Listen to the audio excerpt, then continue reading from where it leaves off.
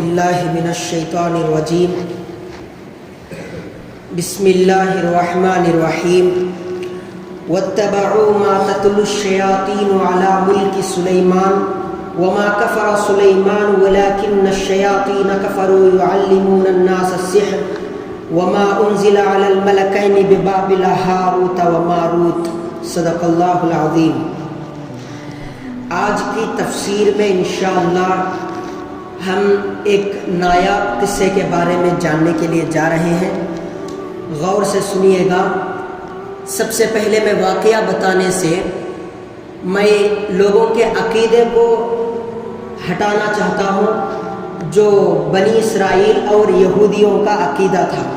اور آج کل بھی ہے نا کتابوں میں آپ لوگوں کو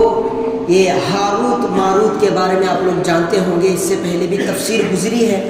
اور میں شب برات میں بھی بولا تھا کہ رمضان میں تفصیل سے بتاؤں گا۔ تو ہاروت و ماروت کا قصہ جو ہے اگر آپ لوگ کتاب میں سرچ کریں گے تو غلط واقعات بھی آپ کو مل سکتے ہیں، اس لیے کہ یہود جو ہے اس کو واقعات کو عدل بدل کر کے لکھ دیے ہیں۔ وہ لوگ کہتے ہیں ہاروت ماروت دو فرشتے ہیں، اللہ تعالیٰ نے ان کو جادو سکھانے کے واسطے دنیا میں بھیجا تھا۔ یہ بالکل غلط عقیدہ ہے، قرآن کے خلاف ہے۔ اور حضرت سلیمان علیہ السلام کے بارے میں وہ لوگ کہتے ہیں کہ وہ نبی نہیں تھے، جادو کے زور پر وہ حکومت کیا کرتے تھے، صرف محض ایک بادشاہ تھے جیسے ایک عام بادشاہ ہوتا ہے۔ حالانکہ قرآن ان عقائد کا رد کرتے ہوئے کہتا ہے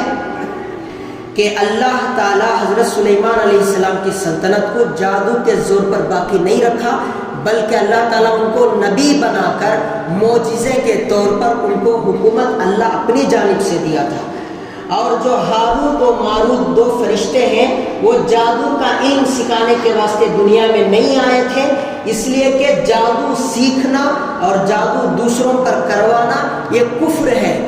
آدمی اس سے کافر بن جاتا ہے۔ جادو کرنا اور سیکھنا دونوں کفر ہے، تو اللہ تعالیٰ کفر کی چیزوں کو سکھانے کے واسطے کسی فرشتوں کو دنیا میں نہیں بھیجتا، نعوذ باللہ۔ بھیجتا کیا؟ نہیں بھیجتا۔ اللہ تعالیٰ تو لوگوں کو حکم دے رہا ہے کہ مومن بن کر کے زندگی گزارو، اب کفر کا کام کیسے اللہ تعالیٰ سکھانے کے واسطے فرشتوں کو بھیجتا؟ اب واقعہ کیا ہے، اصل واقعہ کیا ہے؟ تو حضرت ابن عباس رضی اللہ عنہ اور حضرت علی رضی اللہ عنہ اور حضرت عبداللہ بن مجاہد رضی اللہ عنہ، ان تین صحابہ سے روایت منقول ہے۔ تفسیر عزیزی میں بھی یہ قصہ منقول ہے۔ حضرت ادریس علیہ السلام کے زمانے میں لوگ ہے نا بہت سرکش ہو گئے تھے،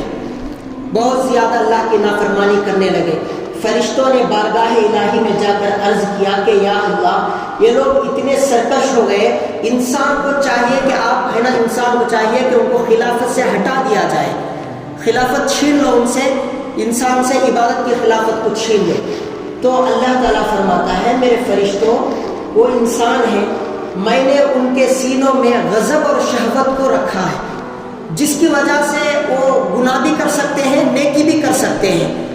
تو اس کی چھوٹی سی بنیاد پر ان کو ہلاک کر دینا، خلافت سے چھیننا، یہ اچھی بات نہیں ہے۔ فرشتوں نے نہیں مانا، فرشتوں نے کہا کہ ہمارے اندر بھی شہوات رکھ دو، خواہشات رکھ دو، ہمارے اندر بھی غضب رکھ دو، ہم نافرمانی نہیں کریں گے۔ فرشتے عرض کرنے لگے تو اللہ تعالیٰ فرماتا ہے چلو ایسی بات ہے تو ایک کام کرو، دو فرشتوں کو آپ اپنی طرف سے منتخب کرو، جو تم میں سے فرشتوں میں بھی جو متقی اور پرہیزگار ہیں،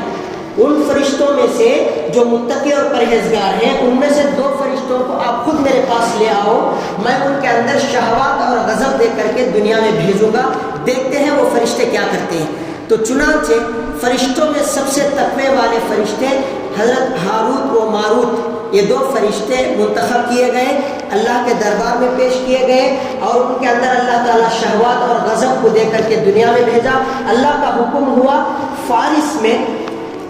بابل نامی ایک شہر ہے، وہاں پر جا کر تم دونوں قاضی بن جاؤ اور لوگوں پر قضاوت کرو،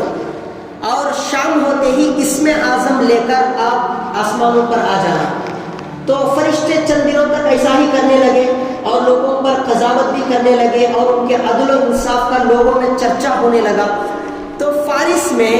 ایک زہرہ نامی ایک عورت تھی جو انتہائی حسین و جمیل تھی، وہ عورت اپنے شوہر کے خلاف میں مقدمہ پیش کرنے کے واسطے ان قاضیوں کے پاس آئی، تو فرشتوں کی نظر جیسے ہی اس خوبصورت عورت پر پڑنا تھا، دونوں اس کے عشق میں پاگل ہو گئے۔ تو دونوں نے اس عورت سے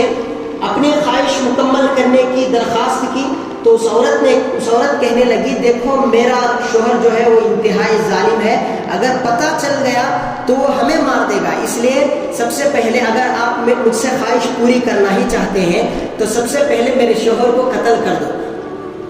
اور تمہارا مذہب میرا مذہب الگ الگ ہے،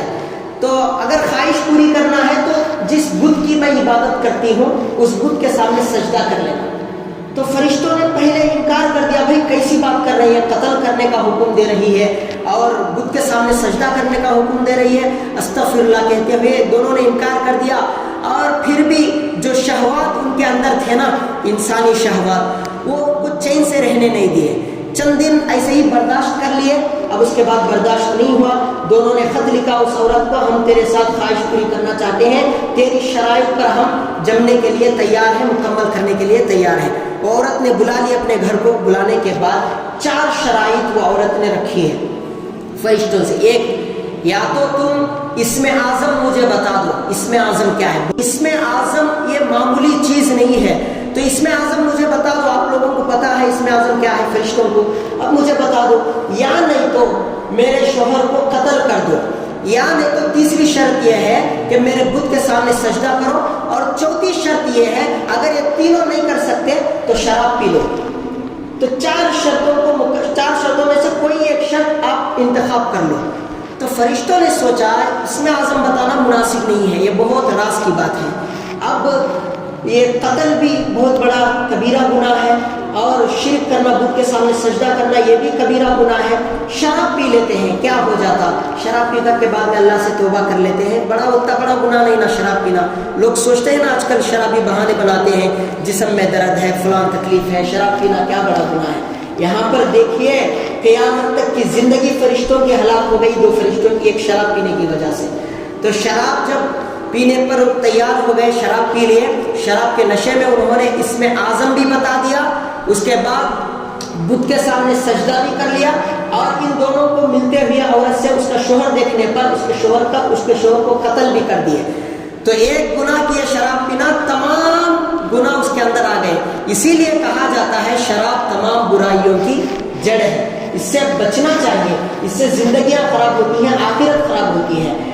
اس کے بعد جب اس کو ان دونوں فرشتوں کو نشہ اترنے کے بعد اللہ کے سامنے گریہ و زاری کی، تو اللہ تعالیٰ فرشتوں کی محفل میں فرماتا ہے فرشتوں دیکھ لیا آپ نے، 1 مہینہ بھی نہیں ہوا یہ فرشتے جا کر کے دنیا میں شہوات اور غضب کو لے کر کے یہ اتنے بڑے گناہ کر بیٹھے، میرے بندے سینے میں انسان ہے اور مجھے دیکھے بھی نہیں میرے بندے، پھر بھی گناہ کرتے ہیں، تو آپ لوگ میرے دربار میں آ کر کے انسانوں کی برائی بیان کرتے ہیں، آپ لوگ تو مجھے دن رات دیکھتے ہیں، پھر بھی آپ گناہ کر بیٹھے۔ فرشتوں سے کہہ رہا ہے آپ گناہ کر بیٹھے، انسان تو نہیں دیکھا پھر بھی گناہ کرتا ہے، آپ برائی کرتے ہیں۔ تو فرشتوں کو جب ہوش آتی ہے تو فرشتے انسانوں کے لیے لان تان کرنا چھوڑ کر کے اللہ کے دربار میں مغفرت کی دعائیں کرنا شروع کر دی انسانوں کے لیے۔ تو 2 فرشتوں کا انجام کیا ہوا؟ چند عرصہ گزرنے کے بعد حضرت ادریس علیہ السلام کے دربار میں جا کر 2 فرشتوں نے معافی کی درخواست کی، تو حضرت ادریس علیہ السلام نے ان کے حق میں معافی کی دعا کی، تو اللہ تعالیٰ فرماتا ہے ان فرشتوں کو، ہاروت کو ماروت کو اختیار ہے، چاہے وہ دنیاوی سزا اختیار کر لے یا آخرت کا عذاب اختیار کر لے۔ تو فرشتوں نے سوچا کہ دنیا کا عذاب آج نہیں تو کل ختم ہوگا، قیامت تک زیادہ سے زیادہ ہماری موت آنے تک، تو آج نہیں تو کل ختم ہوگا، لیکن آخرت کا عذاب کبھی ختم ہونے والا نہیں، اس لیے فرشتوں نے دنیاوی عذاب کو اختیار کر لیا۔ تو اللہ کا حکم آیا ان 2 فرشتوں کو زنجیروں میں جکڑ کر کے بابل کے شہر میں ایک کنویں میں الٹا لٹکا دو، اور کنویں کے نیچے آگ سلگا دو، اور روزانہ فرشتوں کے ذریعے سے ان کو پٹائی ہوتی ہے، اور پیاس کی شدت کی وجہ سے ان کی زبانیں لٹکی ہوئی ہیں، تو یہ عذاب ان کو دنیاوی عذاب قیامت تک ہوتا رہے گا۔ تو اللہ تعالیٰ ان کو قیامت کے دن معاف کر کے پھر جنت میں داخل کرے گا۔ میرے بھائیوں، یہاں پر ہمیں سننے کے لیے اور یہاں پر سمجھنے کے لیے بہت ساری نصیحتیں اکٹھا ہوتی ہیں۔ پہلی بات تو یہ ہے جادو کرنا اور کروانا یہ کفر ہے، یہ بہت بڑا گناہ ہے، یہ ناقابل تلافی گناہ ہے، اس میں زندگیاں اجڑ جاتی ہیں۔ اور دوسری بات ہے، یہ فرشتے جادو سکھانے کے واسطے دنیا میں نہیں آئے تھے، بلکہ انسانی کیفیت کو آزمانے کے واسطے اللہ تعالیٰ نے فرشتوں کو سبق دلانے کے واسطے دنیا میں ان کو بھیجا تھا۔ اب اس کے بعد اللہ تعالیٰ بندوں سے کتنی محبت کرتا ہے، فرشتے ہم سے بھی زیادہ عبادت کرنے کے باوجود بھی اللہ تعالیٰ انسان پر دھبا جب آ گیا تو فرشتوں کو سبق سکھا دیا۔ ایسا بھی کر سکتا تھا کہ میرے فرشتے انسانوں سے بھی زیادہ عبادت کرتے ہیں، ان کی بات کو لینا چاہیے اور ان کو خلافت سے ہٹا دینا چاہیے، پھر بھی اللہ تعالیٰ انسانوں سے جو محبت تھی فرشتوں سے بھی زیادہ محبت تھی۔ تو اللہ تعالیٰ نے انسانی کیفیت کو آزمانے کے واسطے خود فرشتوں کو بھیج کر کے کہا، جا کر کے انسانی زندگی جی کر کے دیکھو کتنا مشکل ہے، شہوات سے بچنا، غضب کو کنٹرول کرنا، غضب کو برداشت کرنا، یہ انسانی زندگی بہت کانٹوں والی زندگی ہے، پھر بھی میرا بندہ مجھے دیکھے بغیر اپنے گناہوں کی تلافی بھی کرتا ہے، عبادتیں کرتا ہے، تو انسان جو ہے وہ فرشتوں سے بھی آگے بڑھ سکتا ہے، بشرطے کہ وہ عبادت کرے، اللہ کے حضور میں اپنے گناہوں کی تلافی کرے۔